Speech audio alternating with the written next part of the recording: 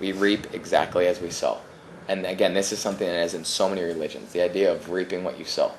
And if we sow violence, that is exactly what we will reap. Or if we sow negativity. Sow negativity, we will get negativity. Opposition. Yep. If we sow opposition to people, we're going to get opposition towards ourselves. Yeah. Right, you're going to get people that are opposed to each other. Yeah, As opposed to opposing a system where you're going to get a restructured system. If I'm interested in reconciliation between our government and migrants, there's no other way to deal with the issue except to try to reconcile it.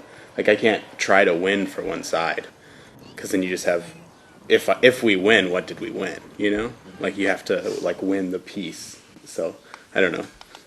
That's what I take away from Gandhi. Where in our discussion, or in the larger discussion, is the accountability of the people with political charge and political power that are leading our countries. I don't wish him to stay in that position, but more important than falling for that diversion, to follow like a military example, Right. Instead of focusing on him, I've got to focus on the system that created him and the system that Right. requires him to do what he's doing, Right. or requires the system to find a guy that would be willing to do what he's Right. doing. Exactly. So we've got to fight the system so that not only will that he be replaced, but he'll be replaced by someone that now serves a different system.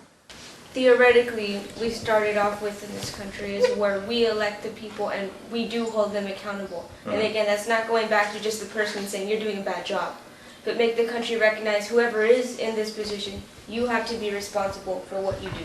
Where's our call for not only immigration reform but economic reform, because that has to be coinciding with this. Most immigrant families, they don't want to, obviously we all can agree with this, want to leave their family. You know, they don't want to leave their culture. It's scary. And where is this, discussion of what is pushing these people out and what's pulling them here, and how can we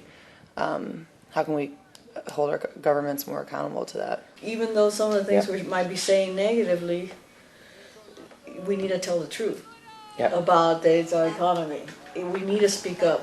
And that's a very important thing. Sometimes we sound negative because we're saying this, we see this wrong, this is happening, but it has to do with the truth. We've seen the truth, and no one's really listening to the truth, and we're here, you're seeing it's economics. Democracy is based on this idea of keeping the powers that be accountable. And I think for too long we have said my vote is what is going to keep them accountable. The vote is giving them their mandate.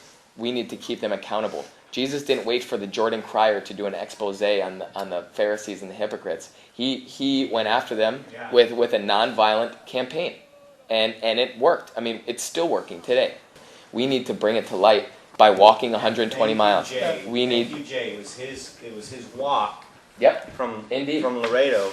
That's what brought the media. Yeah, and absolutely. It's his walk to Hutto that Absolutely. brings the media. And that's, you're right, you don't wait for a reporter to do a story and then you react to it. Getting to that next level of loving even your enemy, not the system, but the actual person. You can test that in so many ways, just by the people, the couple of people that we had to give a thumbs down or yell yes wall. If you look them in the eye, you will make them pause for a second. Mm-hmm. Yeah. And that is just such a great feeling that you can get to them and see, we're not your enemy, we're just trying to do something good.